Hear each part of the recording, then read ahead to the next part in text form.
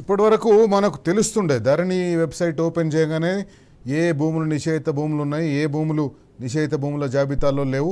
ప్రతి ఒక్క వ్యక్తి కూడా ఆ ధరణి వెబ్సైట్కి పోయో లేకపోతే మొబైల్లో వెబ్సైట్కి పోయో చెక్ చేసుకుంటే తెలిసిపోతుండే తన భూమి 22A ఉందా లేదా, లేకపోతే ప్రభుత్వం ఏమైనా 22A పెట్టిందా లేదా అనేది తెలిసిపోతుండే. కానీ ఇప్పుడు అవన్నీ ఏవి తెలియదు మనకు వివరాలు. మనకి ఆ వివరాలు తెలియకపోవడానికి ఏంటంటే మీరు అక్కడ ఆ వెబ్సైట్కి పోతే మీకు అట్లా అంతే అక్కడనే ఆగిపోతుంది వెబ్సైట్. దాని మీరు ఇంకా ఫర్దర్ డీటెయిల్స్ రావు దాంట్లో మీదకి పోతే. ఏవి ప్రొహిబిటెడ్ ప్రాపర్టీస్ ఉన్నాయని చెప్పేసి చూస్తేందుకు పోతే ఆ ప్రొహిబిటెడ్ ప్రాపర్టీస్ మనకు తెలియదు. సర్కారు మొత్తం సీక్రెట్గా పెట్టింది అది. అగో ఆ వెబ్సైట్ నాట్ రీచబుల్ అని చూడండి మీరు. ఇట్లా అసలు సీక్రెట్గా చేస్తుంది మొత్తం. ఏ వివరాలు కూడా ప్రజలకు చెప్తలేదు. అసలు వాళ్ళ భూమికి సంబంధించిన వివరాలు కూడా వాళ్ళకి తెలియనియకుండా చేస్తుంది గవర్నమెంట్. జమీల్ గారు, ఈ వెబ్సైట్లది ఈ సంగతి ఇది ఏంది?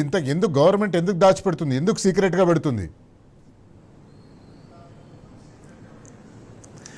ప్రజాస్వామ్యంలో పారదర్శకత అన్నది చాలా ఇంపార్టెంట్. కానీ వీళ్ళు దొంగ పని చేస్తున్నారు కాబట్టి ఆ పారదర్శకంగా ఉంటే మా దొంగతనం బయటపడుతుంది అన్నది ఒక బాధ వీళ్ళది. రెండోది ఏంటంటే ఇక్కడ రేవంత్ రెడ్డి గారు ఎప్పుడైతే మోడీ గారిని తన బడేభాయిగా ఒప్పుకున్నాడో, బడేభాయ్ అని చెప్పి ఆయన అడుగుజాడల్లో నడుస్తున్నాడో, అక్కడ కేంద్రంలో కూడా వాళ్ళు ఎన్డీఏ అంటే నో డేటా అవైలబుల్, కేంద్ర ప్రభుత్వాన్ని కూడా వాళ్ళు చేసినటువంటి ఏమన్నా స్కాములకు సంబంధించి డేటా అడిగితే మా దగ్గర డేటా లేదని చెప్పి వాళ్ళు నో డేటా అవైలబుల్ ఎన్డీఏ అని ఏదైతే పేరు పెట్టడం జరిగిందో ఆ ఫుడ్ స్టెప్స్ లోనే వీళ్ళు ఫాలో అవుతున్నారు. అందుకే ఇక్కడ కూడా వీళ్ళు ఎలాంటి డేటా దొరకకుండా, ప్రజలకు ఎలాంటి మంచి చెడు తెలియకుండా, అసలు ఏం జరుగుతుందో కూడా అంత దాచిపెట్టి దొంగ పనులు చేయడానికే ఇది చేస్తున్నారు. ఎందుకంటే ఓపెన్ గా పెడితే తెలుస్తుంది, ప్రజలు ప్రశ్నిస్తారు, అడుగుతారు, రేపు ఆ డేటా పట్టుకొని అధికారుల దగ్గరికి పోతారు, లేకపోతే కనీసం కోర్టు కన్నా పోతారు. అసలు ఏది అవైలబుల్ లేకపోతే, ఏది కనిపించకపోతే వీళ్ళు అధికారులను నిలదీసే అవకాశం ఉండొద్దు, కోర్టుకు పోయే అవకాశం ఉండొద్దు. ప్రజలు మేమిచ్చినటువంటి హామీలను ప్రశ్నించొద్దంటే వాళ్ళ భూములనే అసలుకే ఎసరు పెడితే ఇంకా వాళ్ళు అక్కడనే వాళ్ళ సమస్యల చుట్టే తిరుగుతూ ఉంటారు అన్నది ఒక కోణం. రెండోది ఏంటంటే ఇట్లా నిషేధిత జాబితాలో చేరిస్తే మా కార్యకర్తలు మేము పైరోలు చేసుకుంటామని చెప్పి పైరోలు చేసుకునే వరకు ఒక ఉపాధి దొరుకుతుంది అన్నది రెండో ఉద్దేశంగా వీళ్ళు చేస్తున్నారు. కానీ ప్రజలందరూ కూడా దీని మీద తిరగబడే పరిస్థితి వచ్చింది. ఈరోజు ముఖ్యంగా కరీంనగర్లో పెద్ద ఎత్తున ధర్నా జరిగింది.